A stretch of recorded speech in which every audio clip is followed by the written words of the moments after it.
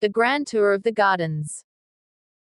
You must see for yourselves that it will be difficult to follow Peter Pan's adventures unless you are familiar with the Kensington Gardens. They are in London, where the king lives, and I used to take David there nearly every day unless he was looking decidedly flushed. No child has ever been in the whole of the gardens, because it is so soon time to turn back. The reason it is soon time to turn back is that, if you are as small as David, you sleep from 12 to 1. If your mother was not so sure that 1.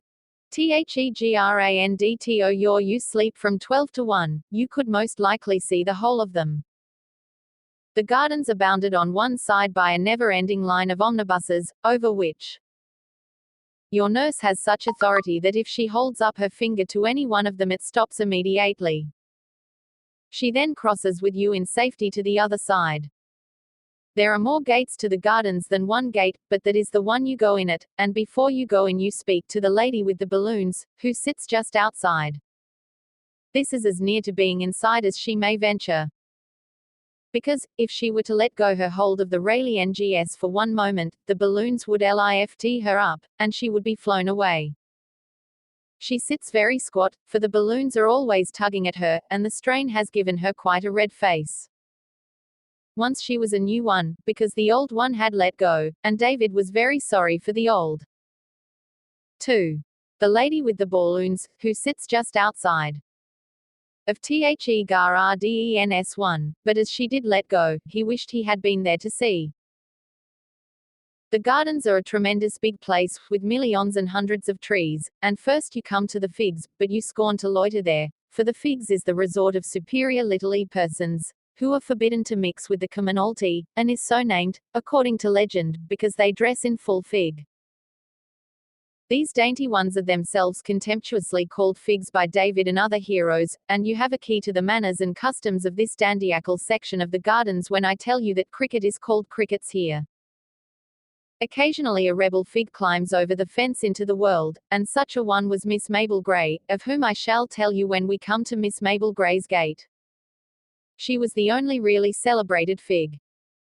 We are now in the Broad Walk, and it is as much bigger than the other walks as your father is bigger than you. David wondered if it began little and grew. 3. THEGRANDTO until it was quite grown up, and whether the other walks are its babies, and he drew a picture, which diverted him very much, of the Broad Walk giving a tiny walk and airing in a perambulator. In the Broad Walk you meet all the people who are worth knowing, and there is usually a grown-up with them to prevent them going on the damp grass, and to make them stand disgraced at the corner of a seat if they have been Mad Dog or Mary Annish. To be Mary Annish is to behave like a girl, whimpering because nurse one carry you, or simpering with your thumb in your mouth, and it is a hateful quality, but to be Mad Dog is to kick out at everything, and there is some satisfaction in that.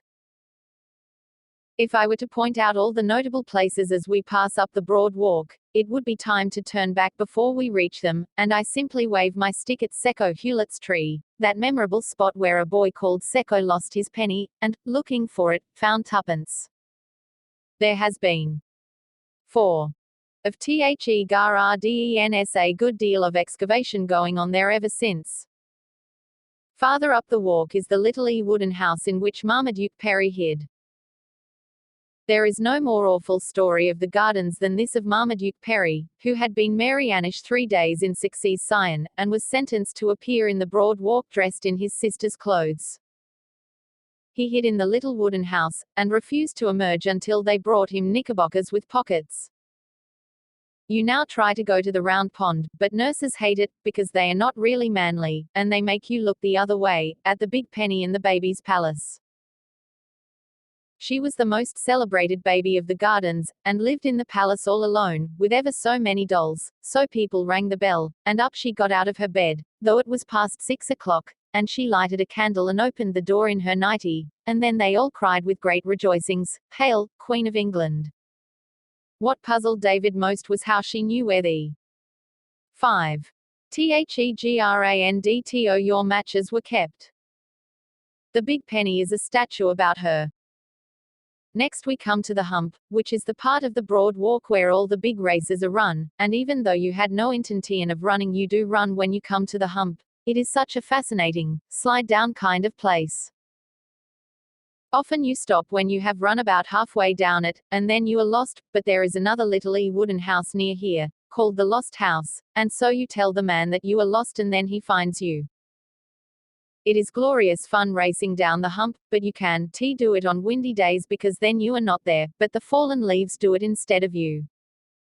There is almost nothing that has such a keen sense of fun as a fallen leaf.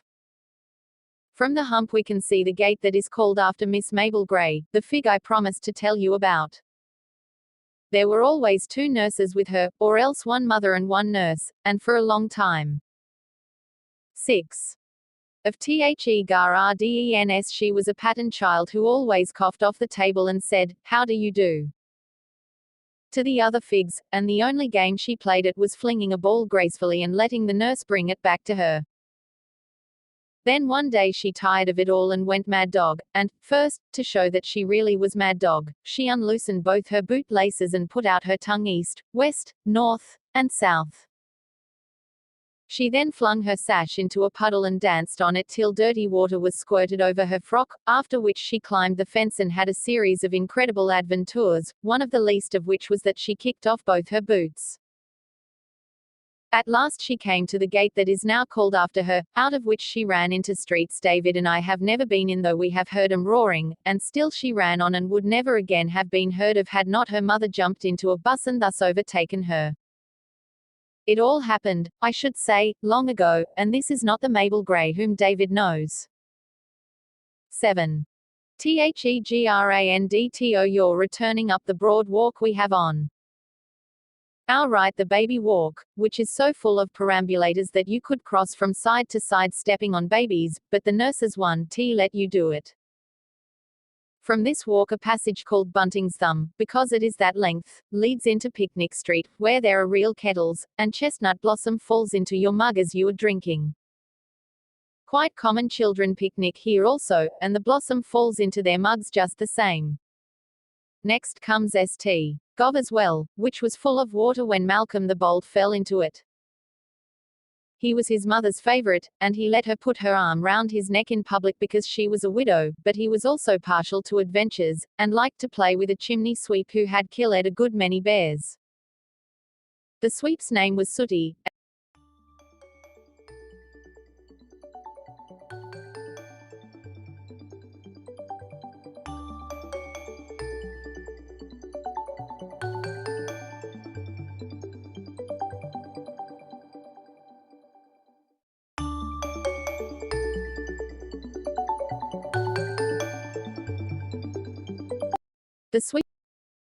The sweep's name was Sooty, and one day, when they were playing near the well, Malcolm fell in and would have been drowned had not Sooty dived in and rescued him, and the 8.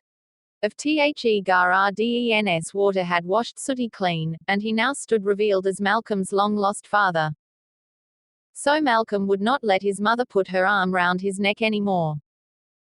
Between the well and the round pond are the cricket pitches, and frequently the choosing of sides exhausts so much time that there is scarcely any cricket. Everybody wants to bat first, and as soon as he is out he bowls unless you are the better wrestler, and while you are wrestling with him the fielders have scattered to play at something else. The gardens are noted for 2 kinds of cricket, boy cricket, which is real cricket with a bat, and girl cricket, which is with a racket and the governess. Girls can really play cricket, and when you are watching their futile efforts you make funny sounds at them.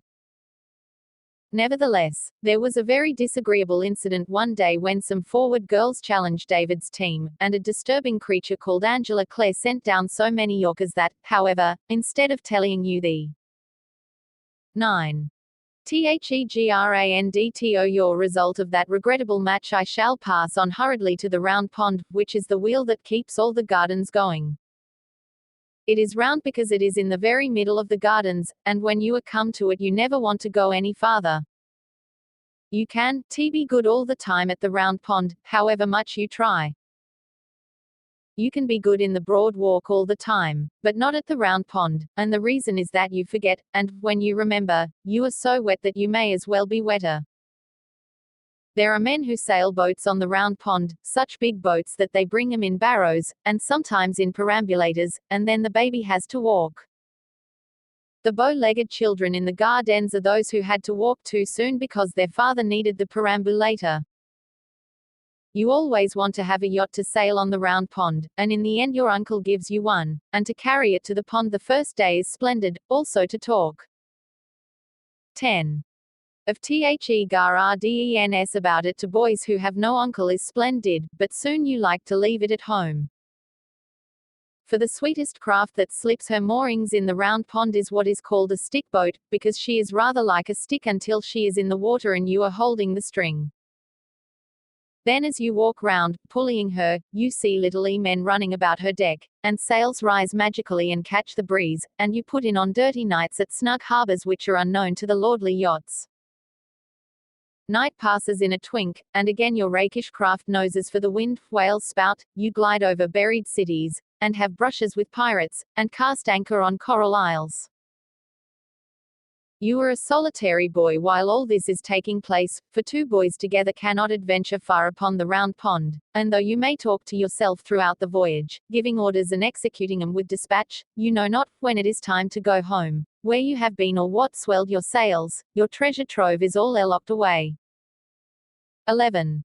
THEGRANDTO you're in your hold, so to speak, which will be opened, perhaps, by another littler boy many years afterwards.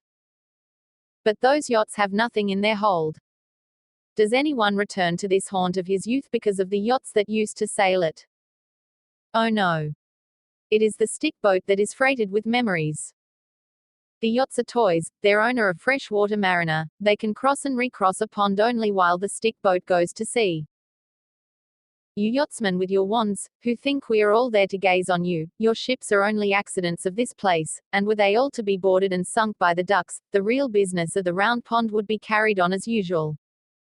Paths from everywhere crowd like children to the pond.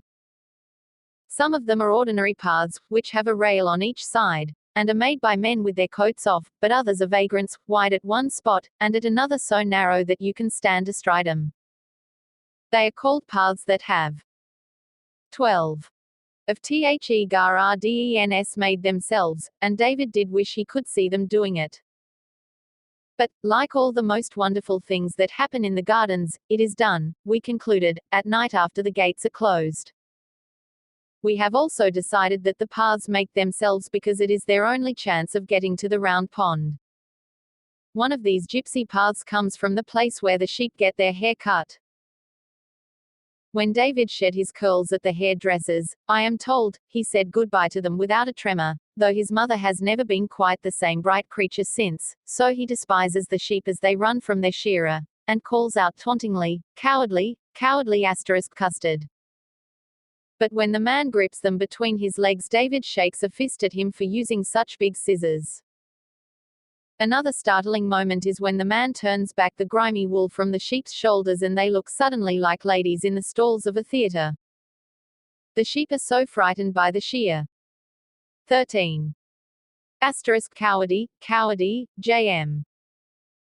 THEGRANDTO youring that it makes them quite white and thin, and as soon as they are set free they begin to nibble the grass at once, quite anxiously, as if they feared that they would never be worth eating.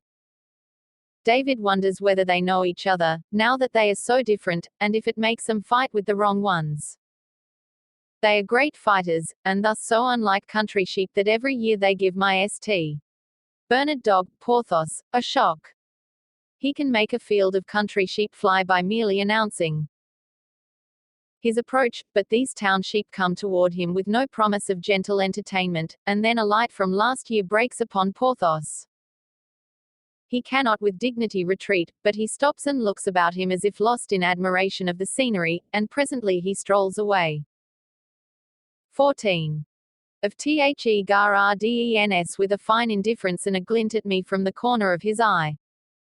The Serpentine begins near here. It is a lovely lake, and there is a drowned forest at the bottom of it. If you peer over the edge you can see the trees all growing upside down, and they say that at night there are also drowned stars in it.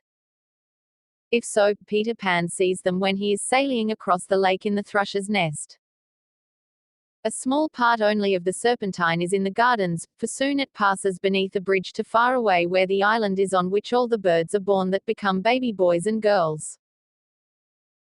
No one who is human, except Peter Pan, and he is only half human, can land on the island, but you may write what you want, boy or girl, dark or fair, on a piece of paper, and then twist it into the shape of a boat and slip it into the water, and it reaches Peter Pan's island after dark.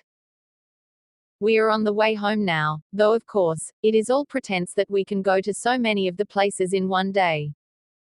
I should. 15. Thegrandto you have had to be carrying David long ago, and resting on every seat like old Mr. Salford. That was what we called him, because he always talked to us of a lovely place called Salford where he had been born. He was a crab-apple of an old gentleman who wandered all day in the gardens from seat to seat trying to fall in with somebody who was acquainted with the town of Salford, and when we had known him for a year or more we actually did meet another aged solitary who had once spent Saturday to Monday in Salford. He was meek and timid, and carried his address inside his hat, and whatever part of London he was in search of he always went to Westminster Abbey first as a starting point. Him we carried in triumph to our other friend, with the story of that Saturday to Monday, and never shall I forget the gloating joy with which Mr. Salford leapt at him. They have been cronies ever since, and I noticed that Mr. Salford, who naturally does most of the talking, keeps tight grip of the other old man's coat. 16. Old Mr. Salford was a crab-apple of an old gentleman who wandered all day in the gardens of Thegardens, the two last places before you come to our gate of the dog's cemetery and the chaffinch's nest, but we pretend not to know what the dog's cemetery is, as Porthos is always with us. The nest is very sad. It is quite white, and the way we found it was wonderful. We were having another look among the bushes for David's lost worsted ball, and instead of the ball we found a lovely nest made of the worsted, and containing 4 eggs, with scratches on 'em very like David's handwriting, so we think they must have been the mother's love letters to the littler ones inside. Every day we were in the gardens we paid a call at the nest, taking care that no cruel boy should see us, and we dropped crumbs, and soon the bird knew us as friends, and sat in the nest looking at us kindly with her shoulders hunched up. But one day when we went there were only 2 eggs in the nest, and the next time there were none.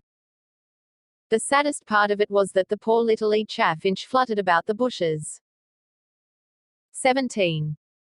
You're of Thegardens looking so reproachfully at us that we knew she thought we had done it, and though David tried to explain to her, it was so long since he had spoken the bird language that I fear she did not understand. He and I left the gardens that day with our knuckles in our eyes. 18. 2. Peter Pan. If you ask she knew about Peter Pan when she was a little girl, she will say, "Why, of course I did, child." And if you ask her whether he rode on a goat in those days, she will say, "What a foolish question to ask, certainly he did." Then if you ask your grandmother whether she knew about Peter Pan when she was a girl, she also says, "Why, of course I did, child," but if you ask her whether he rode on a goat in those days, she says she never heard of his having a goat.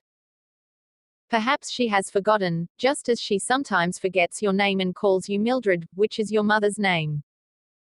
Still, she could hardly forget such an important thing as the goat. Therefore there was no goat when your 19. Peter Pan grandmother was a little girl. This shows that, in telling the story of Peter Pan, to begin with the goat, as most people do, is as wise to put on your jacket before your vest. Of course, it also shows that Peter is ever so old, but he is really always the same age, so that does not matter in the least. His age is 1 week, and though he was born so long ago he has never had a birthday, nor is there the slightest chance of his ever having one. The reason is that he escaped from being a human when he was 7 days old. He escaped by the window and flew back to the Kensington Gardens. If you think he was the only baby who ever wanted to escape, it shows how completely you have forgotten your own young days. When David heard this story first he was quite certain that he had never tried to escape, but I told him to think back hard. pressing his hands to his temples, and when he had done this hard, and even harder, he distinctly remembered a youth. 20. Peter Pan full desire to return to the treetops, and with that memory came others, as that he had lain in bed planning to escape as soon as his mother was asleep, and how she had once caught him halfway up the chimney. All children could have such recollections if they would press their hands hard to their temples, for, having been birds before they were human, they are naturally little wild during the first few weeks, and very itchy at the shoulders, where their wings used to be. So David tells me. I ought to mention here that the following is our way with a story. First I tell it to him, and then he tells it to me, the understanding being that it is quite a different story, and then I retell it with his additions, and so we go on until no one could say whether it is more his story or mine. In this story of Peter Pan, for instance, the bold narrative and most of the moral reflections are mine, though not all, for this boy can be a stern moralist, but the interesting bits about the ways and 21. Peter Pan customs of babies in the bird stage are mostly reminiscences of David's, recalled by pressing his hands to his temples and thinking hard. Well, Peter Pan got out by the window, which had no bars. Standing on the ledge he could see trees far away, which were doubtless the Kensington gardens, and the moment he saw them he entirely forgot that he was now a little boy in a nightgown, and away he flew, right over the houses to the gardens. It is wonderful that he could fly without wings, but the place itched tremendously, and perhaps we could all fly if we were as dead confident sure of our capacity to do it as was bold Peter Pan that evening. He alighted gaily on the open sward, between the baby's palace and the Serpentine, and the first thing he did was to lie on his back and kick. He was quite aware already that he had ever been human, and thought he was a bird, even in appearance, just the same as in his early days. 22. Peter Pan, and when he tried to catch a fly he did not understand that the reason he missed it was because he had attempted to seize it with his hand, which, of course, a bird never does. He saw, however, that it must be past lockout time, for there were a good many fairies about, all too busy to notice him. They were getting breakfast ready, milking their cows, drawing water, and so on, and the sight of the water pails made him thirsty, so he flew over to the round pond to have a drink. He stooped and dipped his beak in the pond. He thought it was his beak, but, of course, it was only his nose, and therefore, very little water came up, and that not so refreshing as usual, so next he tried a puddle, and he fell flop into it. When a real bird falls in flop, he spreads out his feathers and pecks them dry, but Peter could not remember what was the thing to do, and he decided rather sulkily to go to sleep on the weeping beech in the baby walk. At first he found some difficulty in Balin. 23. Peter Pan sing himself on a branch, but presently he remembered the way, and fell asleep. He awoke long before morning, shivering, and saying to himself, I never was out on such a cold night. He had really been out on colder nights when he was a bird, but, of course, as everybody knows, what seems a warm night to a bird is a cold night to a boy in a nightgown. Peter also felt strangely uncomfortable, as if his head was stuffy. He heard loud noises that made him look round sharply, though they were really himself sneezing. There was something he wanted very much, but, though he knew he wanted it, he could not think what it was. What he wanted so much was his mother to blow his nose, but that never struck him, so he decided to appeal to the fairies for enlightenment. They are reputed to know a good deal. There were two of them strolling along the baby walk, with their arms round each other's waists, and he hopped down to address them. The fairies have their tiffs. 24. When he heard Peter's voice he popped in alarm behind a tulip. Peter Pan with the birds, but they usually give a civil answer to a civil question, and he was quite angry when these two ran away the moment they saw him. Another was lolling on a garden chair, reading a postage stamp which some human had let fall, and when he heard Peter's voice he popped in alarm behind a tulip. To Peter's bewilderment he discovered that every fairy he met fled from him. A band of workmen, who were sawing down a toadstool, rushed away, leaving their tools behind them. A milkmaid turned her pail upside down and hid in it. Soon the gardens were in an uproar. Crowds of fairies were running this way and that, asking each other stoutly who was afraid. Lights were extinguished, doors barricaded, and from the grounds of Queen Mab's palace came the rub-a-dub of drums, showing that the royal guard had been called out. A regiment of lancers came charging down the broad walk, armed with holly leaves, with which they jagged the enemy horribly in. 25. Peter Pan passing. Peter heard the little people crying everywhere that there was a human in the gardens after lockout time, but he never thought for a moment that he was the human. He was feeling stuffier and more wistful to learn what he wanted done to his nose, but he pursued him with the vital question in vain. The timid creatures ran from him, and even the lancers, when he approached them up the hump, turned swiftly into a side walk, on the pretense that they saw him there. Despairing of the fairies, he resolved to consult the birds, but now he remembered, as an odd thing, that all the birds on the weeping beech had flown away when he alighted on it, and though this had not troubled him at the time, he saw its meaning now. Every living thing was shunning him. Poor little Peter Pan. He sat down and cried, and even then he did not know that, for a bird, he was sitting on his wrong part. It is a blessing that he did not know. 26. Peter Pan, for otherwise he would have lost faith in his power to fly, and the moment you doubt whether you can fly, you cease forever to be able to do it. The reason birds can fly and we can't is simply that they have perfect faith, for to have faith is to have wings. Now, except by flying, no one can reach the island in the Serpentine, for the boats of humans are forbidden to land there, and there are stakes round it, standing up in the water, on each of which a bird sentinel sits by day and night. It was to the island that Peter now flew to put his strange case before old Solomon Caw, and he alighted on it with relief, much heartened to find himself at last at home, as the birds call the island. All of them were asleep, including the sentinels, except Solomon, who was wide awake on one side, and he listened quietly to Peter's adventures, and then told him their true meaning.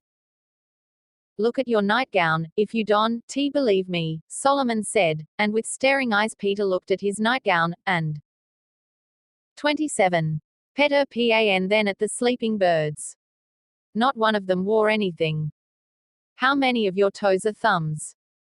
said Solomon little cruelly, and Peter saw to his consternation, that all his toes were fingers. The shock was so great that it drove "Ruffle your feathers," said that grim old Solomon, and Peter tried most desperately hard to ruffle his feathers, but he had none.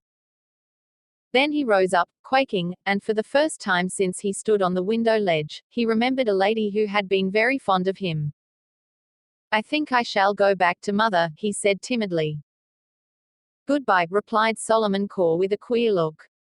But Peter hesitated. "Why don't you go?" the old one asked politely. "I suppose," said Peter huskily, "I suppose I can still fly." You see, he had lost faith. "Poor little half and half," said Solomon. 28. Put his strange case before old Solomon Caw. Peter Pan, who was not really hard-hearted, "You will never be able to fly again, not even on windy days. You must live here on the island always. And never even go to the Kensington gardens." Peter asked tragically. "How could you get across?" said Solomon. He promised very kindly, however, to teach Peter as many of the bird ways as could be learned by one of such an awkward shape. "Then I shan't be exactly a human?" Peter asked. "No. Nor exactly a bird?" "No. What shall I be?" "You will be a betwixt and between," Solomon said, and certainly he was a wise old fellow, for that is exactly how it turned out. The birds on the island never got used to him. His oddities tickled them every day, as if they were quite new, though it was really the birds that were new. They. 29. Peter Pan came out of the eggs daily, and laughed at him at once, then off they soon flew to be humans, and other birds came out of other eggs, and so it went on forever. The crafty mother birds, when they tired of sitting on their eggs, used to get the young ones to break their shells a day before the right time by whispering to them that now was their chance to see Peter washing or drinking or eating. Thousands gathered round him daily to watch him do these things, just as you watch the peacocks, and they screamed with delight when he lifted the crusts they flung him with his hands instead of in the usual way with the mouth. All his food was brought to him from the gardens at Solomon's orders by the birds. He would not eat worms or insects which they thought very silly of him, so they brought him bread in their beaks. Thus, when you cry out, "Greedy! Greedy!" to the bird that flies away with the big crust, you know now that you ought not to do this, for he is very likely taking it to Peter Pan. 30. Peter wore no nightgown now. You see. The birds were always begging him for bits of it to line their nests with, and, being very good-natured, he could not refuse, so by Solomon's advice he had hidden what was left of it.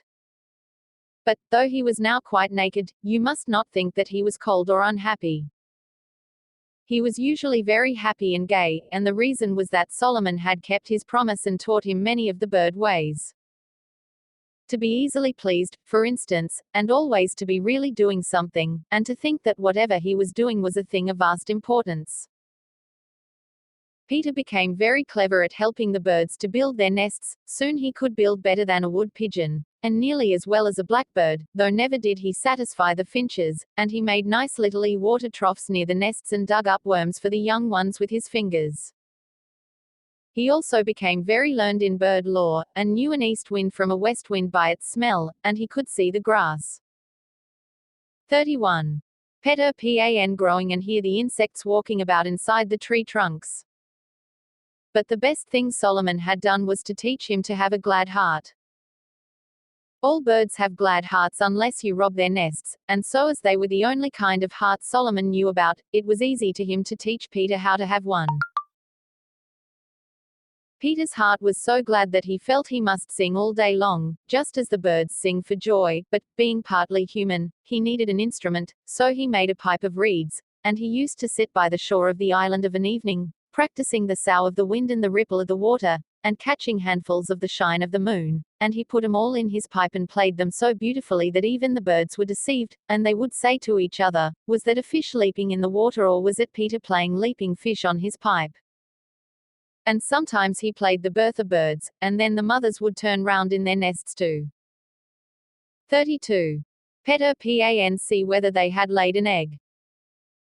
If you are a child of the gardens, you must know the chestnut tree near the bridge, which comes out in flower first of all the chestnuts, but perhaps you have not heard why this tree leads the way. It is because Peter wearies for summer and plays that it has come, and the chestnut being so near, hears him and is cheated. But as Peter sat by the shore tootling divinely on his pipe, he sometimes fell into sad thoughts, and then the music became sad also, and the reason of all this sadness was that he could not reach the gardens, though he could see them through the arch of the bridge.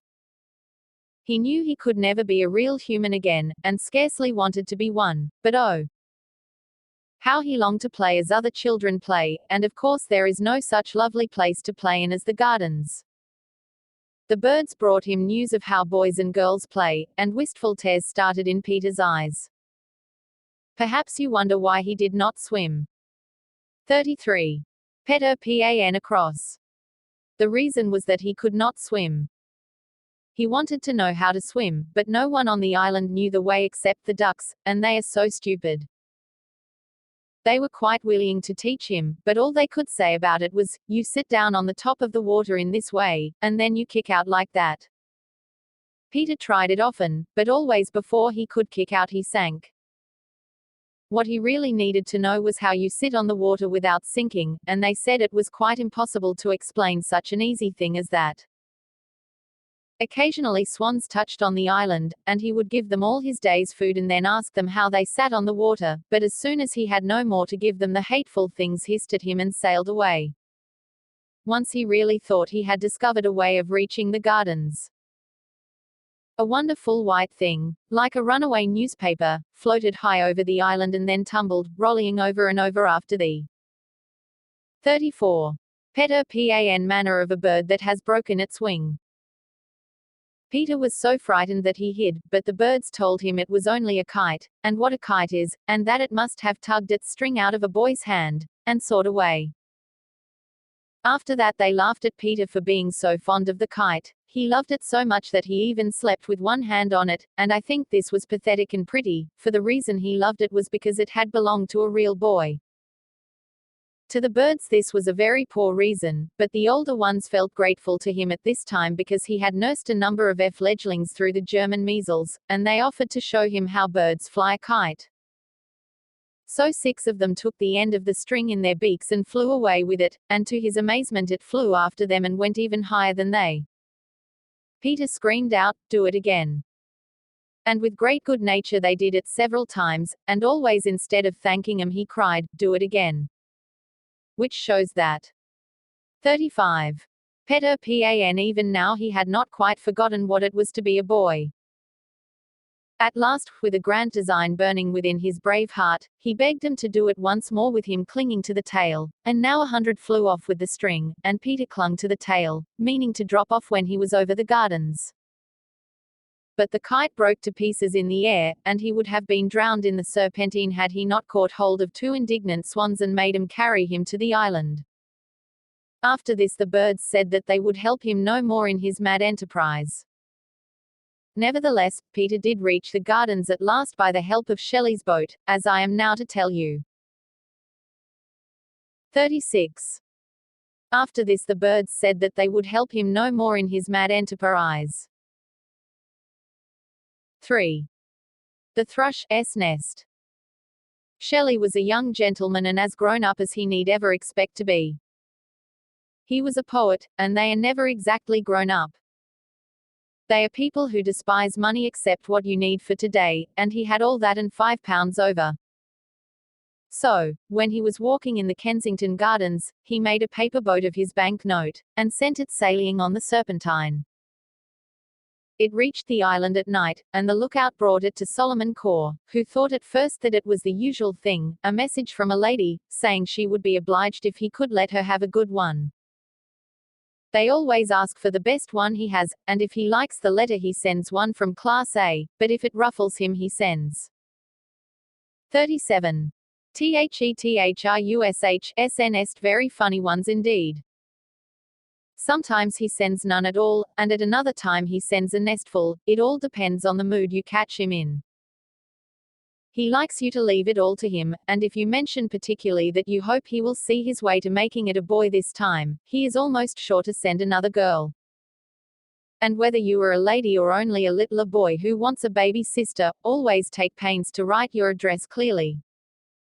You can think what a lot of babies Solomon has sent to the wrong house.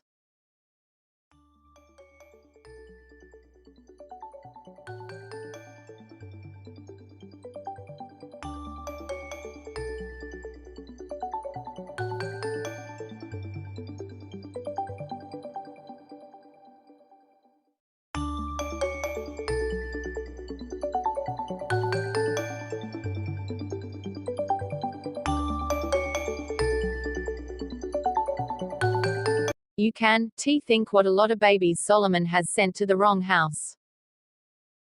Shelley's boat, when opened, completely puzzled Solomon, and he took counsel of his assistants, who having walked over it twice, first with their toes pointed out, and then with their toes pointed in, decided that it came from some greedy person who wanted 5. They thought that, cried Solomon in a rage, and he presented it to Peter. Anything useless which drifted upon the island was usually given to Peter as a plaything. 38.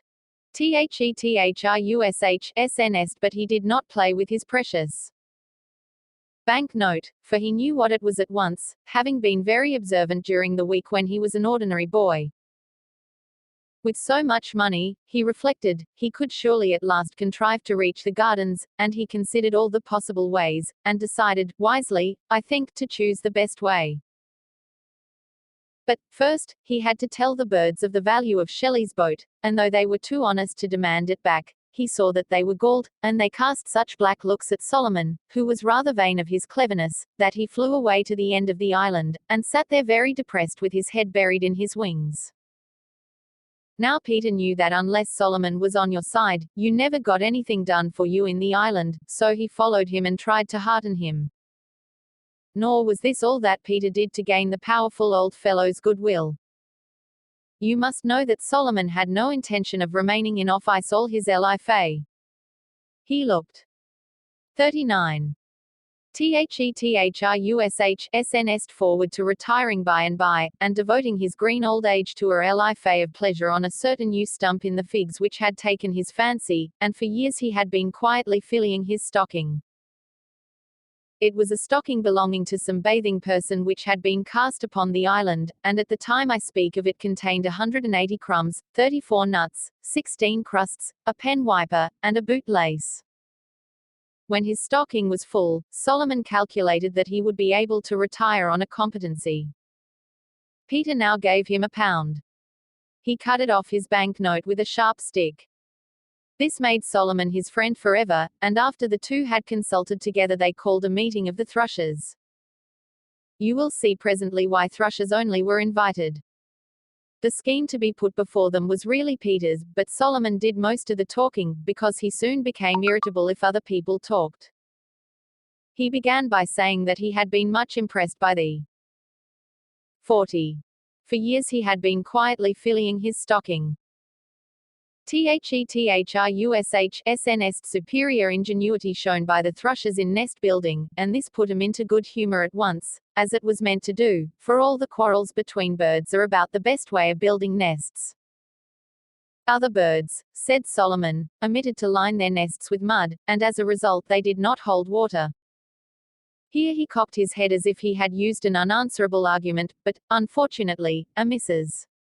Finch had come to the meeting uninvited, and she squeaked out, "We don't build nests to hold water, but to hold eggs," and then the thrushes stopped cheering, and Solomon was so perplexed that he took several sips of water. "Consider," he said at last, "how warm the mud makes the nest." "Consider," cried Mrs. Finch, "that when water gets into the nest it remains there and your little ones are drowned." The thrushes begged Solomon with a look to say something crushing in reply to this, but again he was perplexed. "Try another drink," suggested Mrs. Finch. 41. Thrush S Nest pertly. Kate was her name, and all Kates are saucy. Solomon did try another drink, and it inspired him. "If," said he, "a finch's nest is placed on the serpentine it fills and breaks to pieces, but a thrush's nest is still as dry as the cup of a swan's back." How the thrushes applauded! Now they knew why they lined their nests with mud, and when Mrs. Finch called out, "We don't place our nests on the serpentine," they did what they should have done at first, chased her from the meeting. After this it was most orderly. What they had been brought together to hear, said Solomon, was this: their young friend, Peter Pan, as they well knew, wanted very much to be able to cross to the gardens, and he now proposed, with their help, to build a boat. At this the thrushes began to fidget, which made Peter tremble for his scheme. Solomon explained hastily that what he meant was not one of the cumbrous boats that humans use, the proposed boat was to 42. Thrush S Nest be simply a thrush's nest large enough to hold Peter. But still, to Peter's agony, the thrushes were sulky. "We are very busy people," they grumbled, "and this would be a big job." "Quite so," said Solomon, "and, of course, Peter would not allow you to work for nothing. You must remember that he is now in comfortable circumstances, and he will pay you such wages as you have never been paid before. Peter Pan authorizes me to say that you shall all be paid 6 pence a day." Then all the thrushes hopped for joy, and that very day was begun the celebrated building of the boat. All their ordinary business fell into arrears. It was the time of the year when they should have been pairing, but not a thrush's nest was built except this big one, and so Solomon soon ran short of thrushes with which to supply the demand from the mainland. The stout, rather greedy children, who look so well in perambulators but get puffed easily when they walk, were 43. Thrush S Nest all young thrushes once, and ladies often ask specially for them. What do you think Solomon did? He sent over to the housetops for a lot of sparrows and ordered them to lay their eggs in old thrushes' nests, and sent their young to the ladies and swore they were all thrushes. It was known afterwards on the island as the sparrow's year, and so, when you meet grown-up people in the gardens who puff and blow as if they thought themselves bigger than they are, very likely they belong to that year. You ask them. Peter was a just master, and paid his workpeople every evening. They stood in rows on the branches, waiting politely while he cut the paper sixpences out of his bank note, and presently he called the roll, and then each bird, as the names were mentioned, flew down and got sixpence. It must have been a fine sight. And at last, after months of labor, the boat was finished. Oh, the glory of Peter as he saw it growing more and more. 44. Asterisk sparrows, J.M. Thrush S Nest like a great thrush's nest. From the very beginning of the building of it he slept by its side, and often woke up to say sweet things to it, and after it was lined with mud and the mud had dried he always slept in it. He sleeps in his nest still, and has a fascinating way of curling round in it, for it is just large enough to hold him comfortably when he curls round like a kitten. It is brown inside, of course, but outside it is mostly green, being woven of grass and twigs, and when these wither or snap the walls are thatched afresh. There are also a few feathers here and there, which came off the thrushes while they were building. The other birds were extremely jealous, and said that the boat would not balance on the water, but it lay most beautifully steady. They said the water would come into it, but no water came into it. Next they said that Peter had no oars, and this caused the thrushes to look at each other in dismay, but Peter replied that he had no need of oars, for he had a sail, and 45. Thrush S Nest with such a proud, happy face he produced a sail which he had fashioned out of his nightgown, and though it was still rather like a nightgown it made a lovely sail. And that night, the moon being full, and all the birds asleep, he did enter his coracle, as Master Francis Pretty would have said, and depart out of the island. And first, he knew not why, he looked upward, with his hands clasped, and from that moment his eyes were pinned to the west. He had promised the thrushes to begin by making short voyages, with them as his guides, but far away he saw the Kensington gardens beckoning to him beneath the bridge, and he could not wait. His face was flushed, but he never looked back. There was an exultation in his little breast that drove out fear. Was Peter the least gallant of the English mariners who have sailed westward to meet the unknown? At first, his boat turned round and round, and he was driven back to the place of his starting, whereupon he short. 46. Thrush S Nest's sail, by removing one of the carried backwards by a contrary breeze, to his no small peril.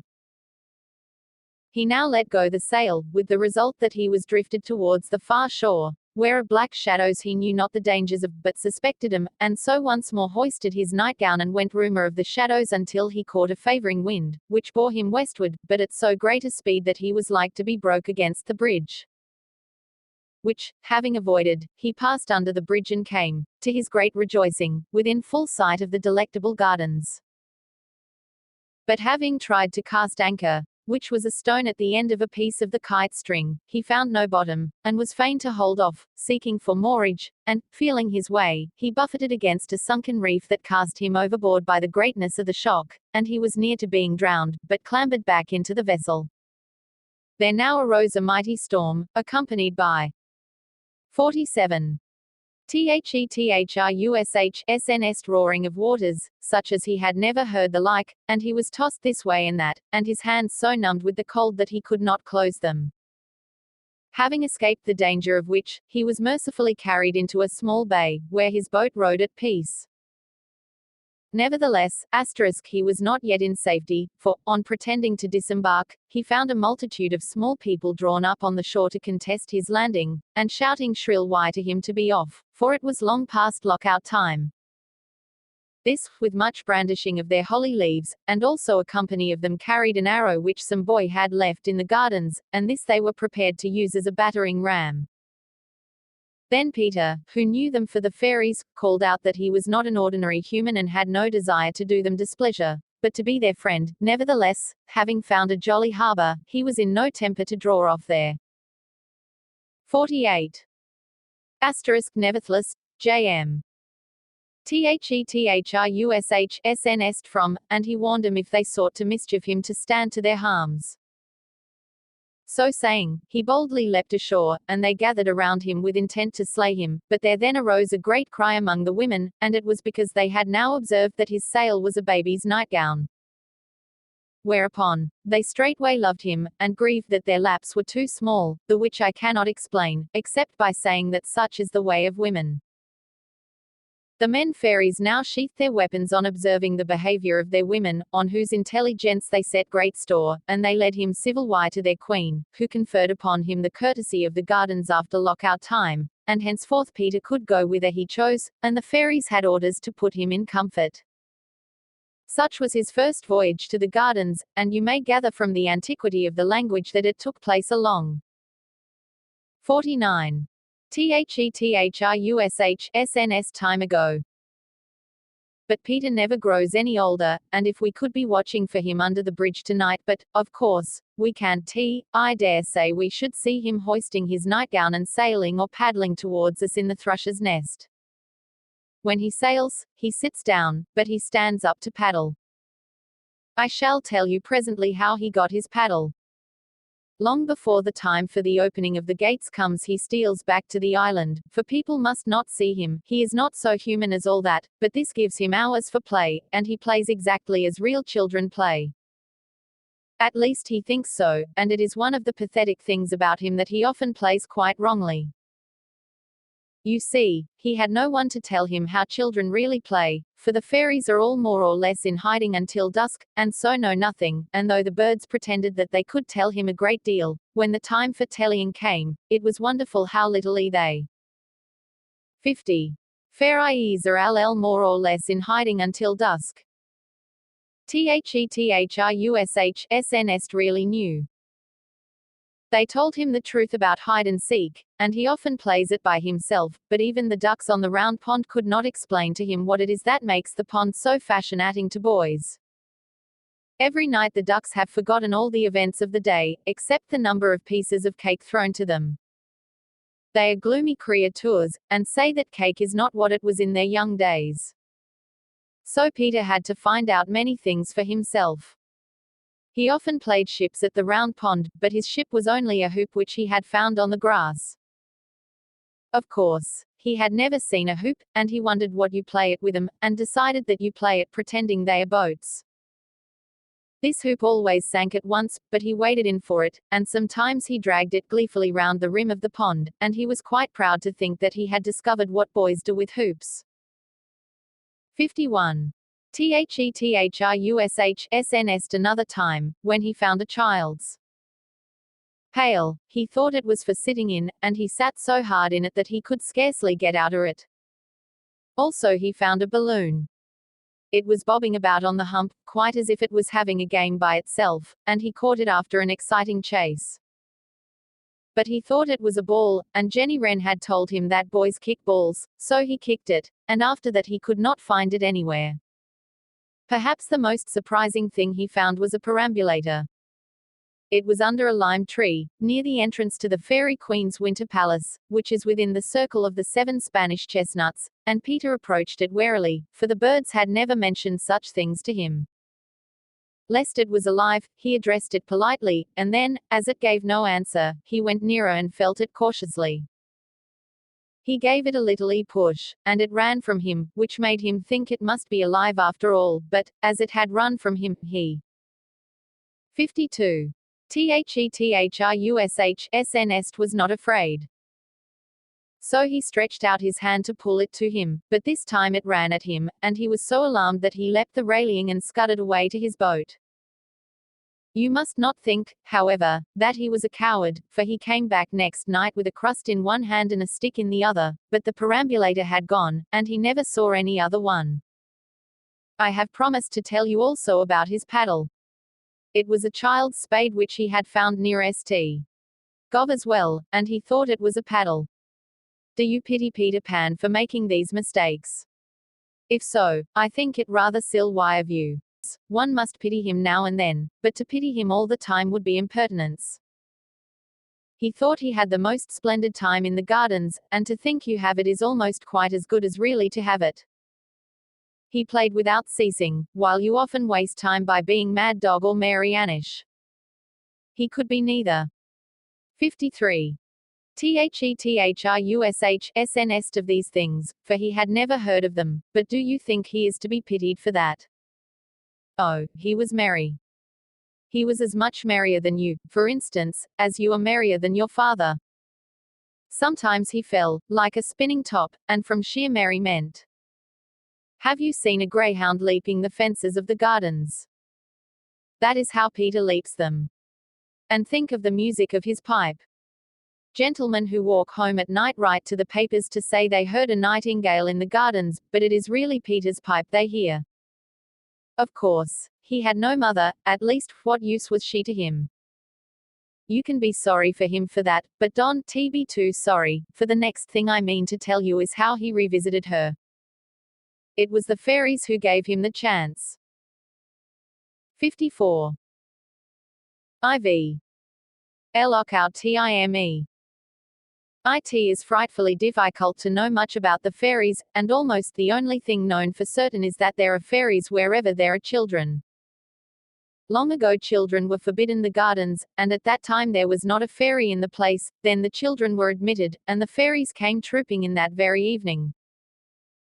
They can't resist following the children, but you seldom see them, partly because they live in the daytime behind the railings, where you are not allowed to go, and also partly because they are so cunning. They are not a bit cunning after lockout, but until lockout, my word. When you were a bird you knew the fairies pretty well, and you remember a 55.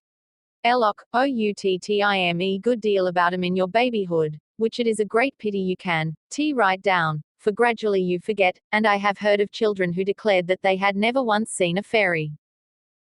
Very likely if they said this in the Kensington gardens, they were standing looking at a fairy all the time. The reason they were cheated was that she pretended to be something else. This is one of their best tricks. They usually pretend to be flowers, because the court sits in the fairies' basin, and there are so many flowers there, and all along the baby walk, that a flower is the thing least likely to attract attention. They dress exactly like flowers, and change with the seasons, putting on white when lilies are in and blue for bluebells, and so on. They like crocus and hyacinth time best of all, as they are partial to a bit of color, but tulips, except white ones, which are the fairy cradles, they consider garish, and they sometimes put off dressing like tulips for days, so that the beginning of the tulip. 56. Outtime weeks is almost the best time to catch them. When they think you are not looking they skip along pretty lively, but if you look, and they fear there is no time to hide, they stand quite still pretending to be flowers. Then, after you have passed without knowing that they were fairies, they rush home and tell their mothers they have had such an adventure. The fairy basin, you remember, is all covered with ground ivy, from which they make their castor oil, with flowers growing in it here and there. Most of them really are flowers, but some of them are fairies. You never can be sure of them, but a good plan is to walk by looking the other way, and then turn round sharply. Another good plan, which David and I sometimes follow, is to stare them down. After a long time they can't help winking, and then you know for certain that they are fairies. There are also numbers of them along the baby walk, which is a famous gentle. 57. Outtime place, as spots frequented by fairies are called. Once 24 of them had an extraordinary adventure. They were a girls' school out for a walk with the governess, and all wearing hyacinth gowns, when she suddenly put her finger to her mouth, and then they all stood still on an empty bed and pretended to be hyacinths. Unfortunately what the governess had heard was two gardeners coming to plant new flowers in that very bed. They were wheeling a hand cart with the flowers in it, and were quite surprised to find the bed occupied. Pity to lift them hyacinths, said the one man. Duke's orders, replied the other, and, having emptied the cart, they dug up the boarding school and put the poor, terrified things in it in 5 rows. Of course, neither the governess nor the girls dare let on that they were fairies, so they were carted far away to a potting shed, out of which they escaped in the night without their shoes, but there was a great row about it among the parents, and the school was ruined. 58. Outtime as for their houses, it is no use looking. for them, because they are the exact opposite of our houses. You can see our houses by day, but you can't see them by dark. Well, you can see their houses by dark, but you can't see them by day, for they are the color of night, and I never heard of anyone yet who could see night in the daytime. This does not mean that they are black, for night has its colors just as day has, but ever so much brighter. Their blues and reds and greens are like ours with a light behind them. The palace is entirely built of many colored glasses, and it is quite the loveliest of all royal residences, but the queen sometimes complains because the common people will peep in to see what she is doing. They are very inquisitive folk, and press quite hard against the glass, and that is why their noses are mostly snubby. The streets are miles long and very twisty, and have paths on each side made of bright worsted. The birds used to steal the worsted for their nests. 59. Eloc, outtime, but a policeman has been appointed to hold on at the other end. One of the great differences between the fairies and us is that they never do anything useful. When the first baby laughed for the first time, his laugh broke into a million pieces, and they all went skipping about. That was the beginning of fairies. They look tremendously busy, you know, as if they had not a moment to spare, but if you were to ask them what they are doing, they could not tell you in the least. They are frightfully ignorant, and everything they do is make-believe. They have a postman, but he never calls except at Christmas with his little e-box, and though they have beautiful schools, nothing is taught in them. The youngest child, being chief person, is always elected mistress, and when she has called the roll, they all go out for a walk and never come back. It is a very noticeable thing that, in fairy families, the youngest is always chief person, and usually becomes a prince or princess, and children. 60. Princess, J.M. These Triki fairies sometimes change the board on a ball night.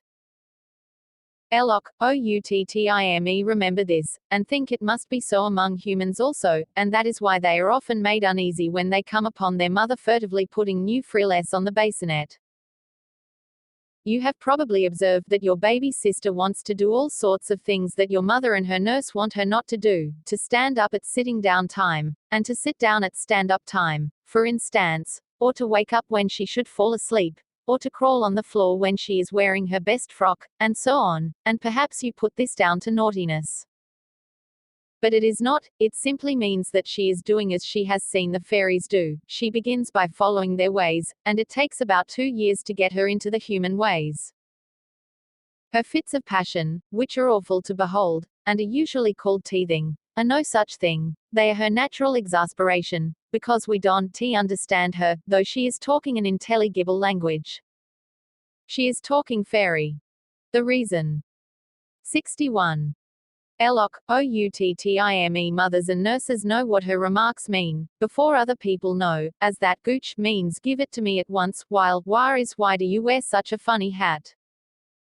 Is because, mixing so much with babies, they have picked up a little of the fairy language. Of late David has been thinking back hard about the fairy tongue, with his hands clutching his temples, and he has remembered a number of their phrases which I shall tell you some day if I don't forget. He had heard them in the days when he was a thrush, and though I suggested to him that perhaps it is really bird language he is remembering, he says not, for these phrases are about fun and adventures, and the birds talked of nothing but nest building. He distinctly remembers that the birds used to go from spot to spot like ladies at shop windows, looking at the different nests and saying, "Not my color, my dear," and "How would that do with a soft lining?" And "But will it wear?" And "What hideous trimming?" And so on. 62. Eloc, outtime, the fairies are exquisite dancers, and that is why one of the first things the baby does is to sign to you to dance to him and then to cry when you do it. They hold their great balls in the open air, in what is called a fairy ring. For weeks afterwards you can see the ring on the grass. It is not there when they begin, but they make it by waltzing round and round. Sometimes you will find mushrooms inside the ring, and these are fairy chairs that the servants have forgotten to clear away. The chairs and the rings are the only telltale marks these little people leave behind them, and they would remove even these were they not so fond of dancing that they tow it till the very moment of the opening of the gates. David and I once found a fairy ring quite warm. But there is also a way of finding out about the ball before it takes place. You know the boards which tell at what time the gardens are to close today. Well, these tricky fairies sometimes slyly change the board on a ball night, so that it says the 63. Lock, OUTTIME gardens are to close at 6:30, for instance, instead of at 7. This enables them to get begun half an hour earlier. If on such a night we could remain behind in the gardens, as the famous Mamie Man Nearing did, we might see delicious sights, hundreds of lovely fairies hastening to the ball, the married ones wearing their wedding rings round their waists, the gentlemen, all in uniform, holding up the ladies' trains, and linkmen running in front carrying winter cherries, which are the fairy lanterns, the cloakroom where they put on their silver slippers and get a ticket for their wraps, the flowers streaming up from the baby walk to look on, and always welcome because they can lend a pin. The supper table, with Queen Mab at the head of it, and behind her chair the Lord Chamberlain, who carries a dandelion on which he blows when Her Majesty wants to know the time. The tablecloth asterisk varies according to the seasons, and in May it is made of chestnut blossom. The way the fairy servants do is 64. Asterisk tablecloth, JM chestnut, missing hyphen, JM. When Her Majesty wants to know the time. Lock, OUTTIME this, the men, scores of them, climb up the trees and shake the branches, and the blossom falls like snow. Then the lady servants sweep it together by whisking their skirts until it is exactly like a tablecloth, and that is how they get their tablecloth. They have real glasses and real wine of 3 kinds, namely, blackthorn wine, berberis wine, and cowslip wine, and the queen pours out, but the bottles are so heavy that she just pretends to pour out. There is bread and butter to begin with, of the size of a 3-penny bit, and cakes to end with, and they are so small that they have no crumbs.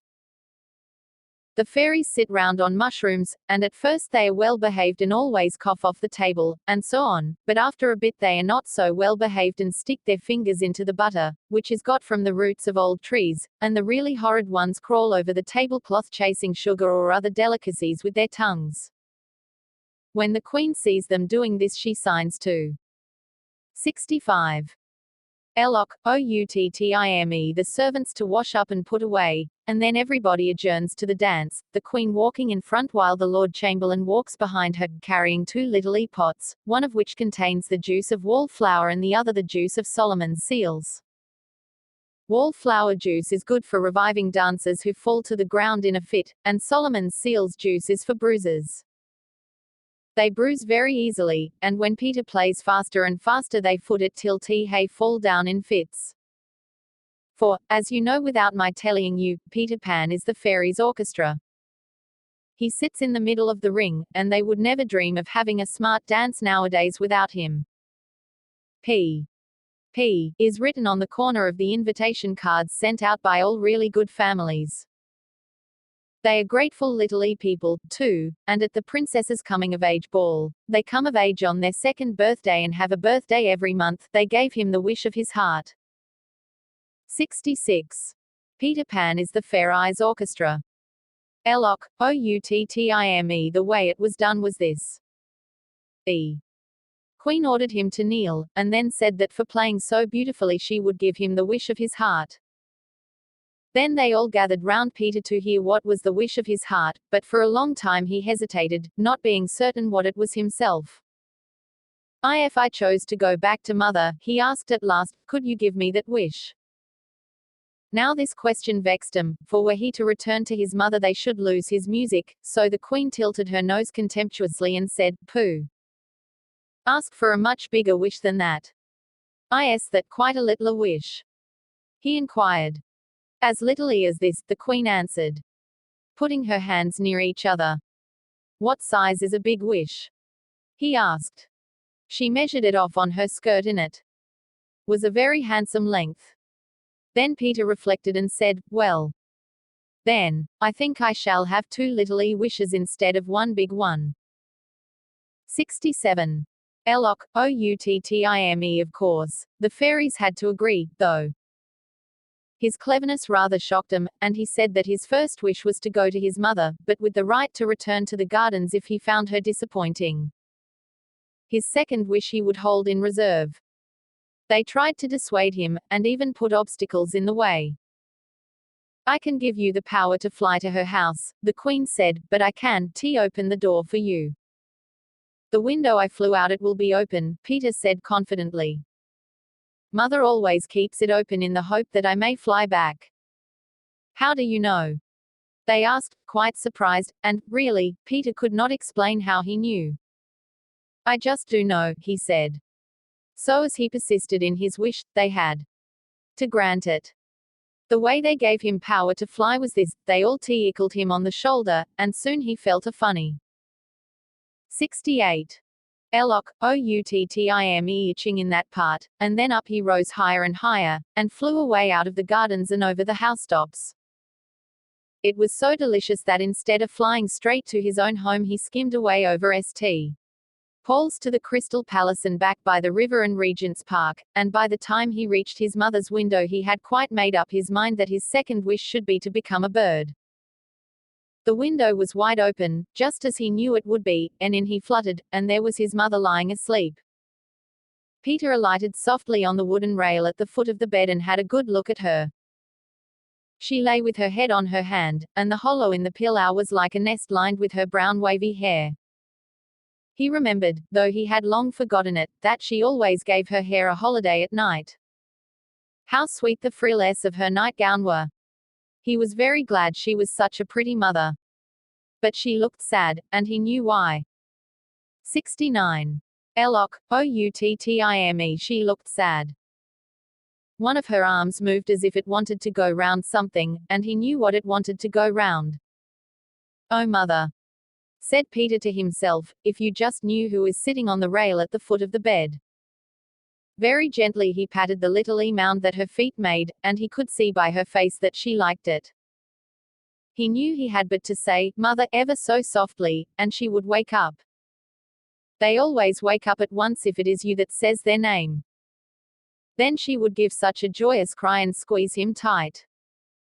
How nice that would be to him, but oh, how exquisitely delicious it would be to her. That, I am afraid, is how Peter regarded it. In returning to his mother he never doubted that he was giving her the greatest treat a woman can have. Nothing can be more splendid, he thought, than to have a little boy of your own. How proud of him they are. And very right and proper, too. 70. Lock, outtime. But why does Peter sit so long on the rail? Why does he not tell his mother that he has come back? I quite shrink from the truth, which is that he sat there in two minds. Sometimes he looked longingly at his mother, and sometimes he looked longingly at the window. Certainly it would be pleasant to be her boy again, but on the other hand, what times those had been in the gardens. Was he so sure that he should enjoy wearing clothes again? He popped off the bed and opened some drawers to have a look at his old garments. They were still there, but he could not remember how you put them on. The socks, for instance, were they worn on the hands or on the feet? He was about to try one of them on his hand, when he had a great adventure. Perhaps the drawer had creaked. At any rate, his mother woke up, for he heard her say, Peter, as if it was the most lovely word in the language. He remained sitting on the floor and held his breath, wonder. 71. Lock, outtime. How she knew that he had come back. If she said Peter, again, he meant to cry, Mother, and run to her. But she spoke no more, she made little moans only, and when he next peeped at her she was once more asleep, with tears on her face. It made Peter very miserable, and what do you think was the first thing he did? Sitting on the rail at the foot of the bed, he played a beautiful lullaby to his mother on his pipe. He had made it up himself out of the way she said Peter, and he never stopped playing until she looked happy. He thought this so clever of him that he could scarcely resist wakening her to hear her say, Oh Peter, how exquisitely you play. However, as she now seemed comfortable, he again cast looks at the window. You must not think that he meditated flying away and never coming back. He had quite decided to be his mother's boy, but hesitated about beginning tonight. It was the second wish which troubled him. He 72. Outtime no longer meant to make it a wish to be a bird, but not to ask for a second wish seemed wasteful, and, of course, he could not ask for it without returning to the fairies. Also, if he put off asking for his wish too long it might go bad. He asked himself if he had not been hard-hearted to fly away without saying goodbye to Solomon. I should like awfully to sail in my boat just once more, he said wistfully to his sleeping mother. He quite argued with her as if she could hear him. It would be so splendid to tell the birds of this adventure, he said coaxingly. I promise to come back, he said solemnly, and meant it, too. And in the end, you know, he flew away. Twice he came back from the window, wanting to kiss his mother, but he feared the delight of it might waken her, so at last he played her a lovely kiss on his pipe, and then he flew back to the gardens. Many nights, and even months, passed. 73. Outtime before he asked the fairies for his second wish, and I am not sure that I quite know why he delayed so long. One reason was that he had so many goodbyes to say, not only to his particular friends, but to 100 favorite spots. Then he had his last sail, and his very last sail, and his last sail of all, and so on. Again, a number of farewell feasts were given in his honor, and another comfortable reason was that, after all, there was no hurry, for his mother would never weary of waiting for him. This last reason displeased old Solomon, for it was an encouragement to the birds to procrastinate. Solomon had several excellent mottos for keeping them at their work, such as, never put off laying today because you can lay tomorrow, and, in this world there are no second chances, and yet here was Peter gaily putting off and none the worse for it.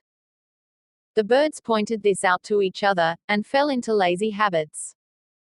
But, mind you, though Peter was so slow. 74. Outtime in going back to his mother, he was quite decided to go back. The best proof of this was his caution with the fairies. They were most anxious that he should remain in the gardens to play to them, and to bring this to pass they tried to trick him into making such a remark as, I wish the grass was not so wet, and some of them danced out of time in the hope that he might cry, I do wish you would keep time. Then they would have said that this was his second wish. But he smoked their design, and though on occasions he began, I wish, he always stopped in time. So when at last he said to them bravely, I wish now to go back to mother forever and always, they had to tickle his shoulders and let him go. He went in a hurry in the end, because he had dreamt that his mother was crying, and he knew what was the great thing she cried for, and that a hug from her splendid Peter would quickly make her to smile. Oh! He felt sure of it, and so eager was he. 75. Outtime to be nestling in her arms that this time he flew straight to the window, which was always to be open for him. But the window was closed, and there were iron bars on it, and peering inside he saw his mother sleeping peacefully with her arm around another little boy. Peter called, Mother! Mother! But she heard him not, in vain he beat his little limbs against the iron bars. He had to fly back, sobbing, to the gardens, and he never saw his dear again. What a glorious boy he had meant to be to her. Ah, Peter! We who have made the great mistake, how differently we should all act at the second chance. But Solomon was right, there is no second chance, not for most of us. When we reach the window it is lockout time. The iron bars are up for life. 76. B. The Little house. Everybody has heard of the little house in the Kensington Gardens, which is the only house in the whole world that the fairies have built for humans. But no one has really seen it, except just 3 or 4, and they have not only seen it but slept in it, and unless you sleep in it you never see it. This is because it is not there when you lie down, but it is there when you wake up and step outside. In a kind of way everyone may see it, but what you see is not really it, but only the light in the windows. You see the light after lockout time. David, for instance, saw it quite distinctly far away among the trees as we were going home from the pantomime, and Oliver Bailey. 77.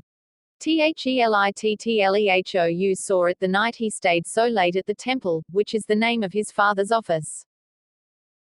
Angela Clare, who loves to have a tooth extracted because then she is treated to tea in a shop, saw more than one light. She saw hundreds of them all together, and this must have been the fairies building the house, for they build it every night, and always in a different part of the gardens. She thought one of the lights was bigger than the others, though she was not quite sure, for they jumped about so, and it might have been another one that was bigger. But if it was the same one, it was Peter Pan's light. Heaps of children have seen the light, so that is nothing. But Mamie Mannering was the famous one for whom the house was first built. Mamie was always rather a strange girl, and it was at night that she was strange. She was 4 years of age, and in the daytime she was the ordinary kind. She was pleased when her brother Tony, who was a magnificent fellow of 6, took notice of her. 78. Thelittlehouse and she looked up to him in the right way, and tried in vain to imitate him, and was flattered rather than annoyed when he shoved her about.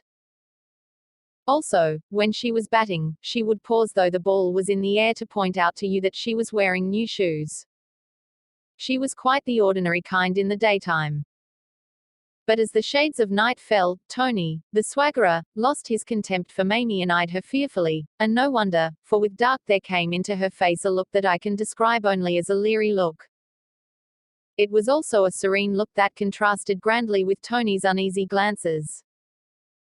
Then he would make her presents of his favorite toys which he always took away from her next morning, and she accepted them with a disturbing smile.